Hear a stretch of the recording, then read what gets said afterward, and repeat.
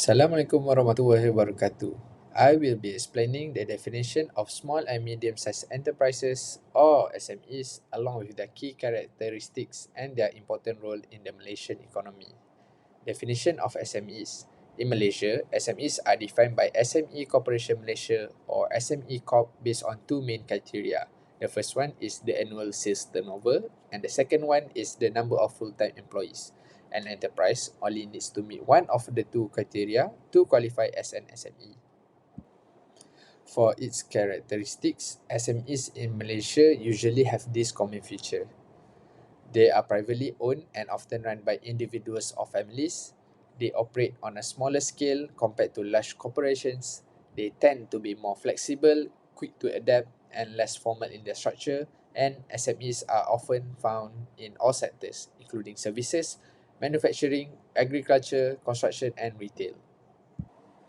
For its role, SMEs plays a very important role in Malaysia's economy. Here are the few key points. They make up over 97% of all business establishments in the country, contribute around 38% to the National Gross Domestic Product (GDP), provide nearly 48% of total employment to Malaysians, and contribute about 17% to Malaysia's total exports. Because of this, SMEs are seen as the backbone of the economy, helping to drive growth, create jobs, and support innovation. So as you can see, in Malaysia, SMEs are classified into three main categories: micro, small, and medium enterprises. These categories are based on two main criteria: the annual sales turnover and number of full-time employees. The classification is slightly different depending on whether the business is in the manufacturing sector or in services and other sectors. Let's start with the manufacturing sector. A microenterprise has sales of less than 300,000 ringgit or fewer than 5 employees. A small enterprise has sales between 300,000 ringgit and 15 million ringgit or between 5 and 75 employees. A medium enterprise has sales between 15 million and 50 million or between 75 and 200 employees. Now for the service and other sectors, a micro enterprise is the same, less than 300,000 ringgit in sales or less than 5 employees. A small enterprise has sales between 300,000 and 3 million or between 5 and 30 employees. A medium enterprise has sales between 3 million and 20 million or between 30 and 75 employees. It is important to note that a business only needs to meet one of the two criteria, either sales or number of employees, to qualify under a category. These categories help the government and finance institutions to provide targeted support and grants, offer training and funding programs, and monitor the growth and contribution of SMEs in the economy. This system ensures that businesses of all sizes can receive the right support and recognition. Here are a few recent articles that highlights the challenges faced by Malaysian SMEs. The Malaysian SMEs in Malaysia scale up with 35.8% rise in small enterprise based on the Malaysian Reserve July 31st, 2024. Telling us that the Malaysian micro, small and medium enterprises are showing strong growth and resilience according to the Entrepreneur Development and Cooperative Minister. In 2023, MSMEs contribute about RM613.1 billion to the Malaysian GDP, whereas the increase by 5%. Next articles, SMEs in rural areas still face challenges with the adapting to the technology. In the Star newspaper online, March 24, 2025, Malaysian small and medium enterprise are struggling with their digital transformation despite increased adoption of digital tools since the pandemic. SME Malaysia National President highlights the several persistent challenges. Next article, payment delays still plague SMEs. In the SMEs Asia, May 22, 2025, from the Experian report online. They underscores the vital need for proactive credit risk management and smarter financial planning, particularly for the SMEs navigating the volatile global economic landscape. And last, the articles on SME banks RM 211 million strategic initiative to support MSME growth. The Star, June 26, 2025. Whereas the finance minister too telling that the initiative aligns with the national priorities, such as a national energy transition roadmap and the new industrial master plan 2030, where the focusing on key areas is including the technology, environmental, social, and governance. Also, the tourism and halal sectors. On this slide, about the key issues, key challenges facing by nation SMEs. There is a rising cost and inflation, digital adoption hurdles, labor shortage and talent retention, policy-induced cost increases, sustainability adoption struggles, restructuring of development financial institution, need for enhanced credit risk management and financial planning, and uneven payment behavior and persistent SME corporate gap. Rising costs and inflation, SMEs are facing high operational costs driven by rising prices of raw materials, energy, transportation, and wages, and persistent inflation, reducing the purchasing power. Many SMEs struggle to pass this cost to customers due to competitive market condition. This will reduce the profit margins and limits ability to invest or grow.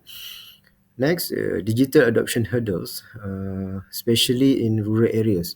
Urban SMEs are adopting digital tools faster, improving efficiency and market access. However, the rural SMEs facing the poor internet connectivity, lack of digital skills and training, high cost of digital tools and software. Many rural SMEs still view digitalization as too complex or unnecessary. As the result, widening the digital divide between urban and rural businesses.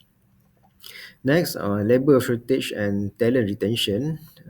SME face serious worker shortage, especially for 3D job, dirty, dangerous, difficulty, and also the skill position in technology, marketing, and also management. For younger workers prefer larger companies offering higher salaries and better benefits. But SMEs, that's why the SMEs struggle to attract and retain talent due to the incompetitive payment, limited career advancement opportunities. It also will limit the business growth and productivity. Next, policy-induced cost increases. Government policies through the necessary have increased the SME operating costs. Higher minimum wages, foreign worker levies and higher APF contribution, new regulations such as mandatory on e-invoicing, potential fuel subsidy cuts and higher electricity tariff. While aiming at a long-term economic reform, this policy create financial strain for SMEs with limited margins. Sustainability adoption struggle, SME are under pressure to adopt in environmental, social, and governance practices. Many face difficulty because the high upfront cost for green technologies or certifications, focus on short-term survival instead of a long-term sustainability, limited awareness and resources to implement sustainability practice. The failure to adopt ESG may limit future market access and funding opportunities. Next, restructuring of the development financial institution. The government is merging the SME Bank, BPMB, and Exim Bank into a single development financial group. The objective is to improve synergies, streamline financing access, and strengthen the support of SMEs. But the challenges they may have, the SME may face confusing. during the transition period. And the uncertainty about the funding criteria, new process or available programs. The cost saving for this restructuring may only materialize in the long term and not immediately. The SME needs the clear guidance to access financing smoothly during and after the restructuring. Next, the need for enhanced credit risk management and financial planning. Many SMEs still lack strong financial planning and credit risk management capabilities. The issue is poor cash flow management, over reliance on short-term financing and government aid, limited knowledge in risk assessment and financial forecasting. This makes SMEs vulnerable to loan defaults, over indebtedness, inability to survive economic shocks. And lastly, the uneven payment behavior and persistent SMEs group gap. SME frequently face late payments for larger corporate clients. This create cash flow problems and difficulty in paying suppliers, workers, or loan on time. Corporate tends to have a stronger bargaining power, causing the SME to accept delay payment terms. This SME corporate gap creates a cycle of financial strain for SME and difficulty in expanding or investing. In essence, the report highlights that despite overall economic growth, Malaysian SME are facing significant financial pressure due to the persistent payment delays, rising operational costs, and looming the threat of the adverse global trade policies, underscoring the critical need for proactive financial management and support. Hi, Assalamualaikum everyone. So I will be explaining on contribution of SMEs toward Malaysian economy. For the first point is you can see here dominant of economic role, which based on the statistic, SMEs actually counts about 96% of all registered business in Malaysia. So from this figure, we can actually see that the economics of Malaysia is derived by the SMEs.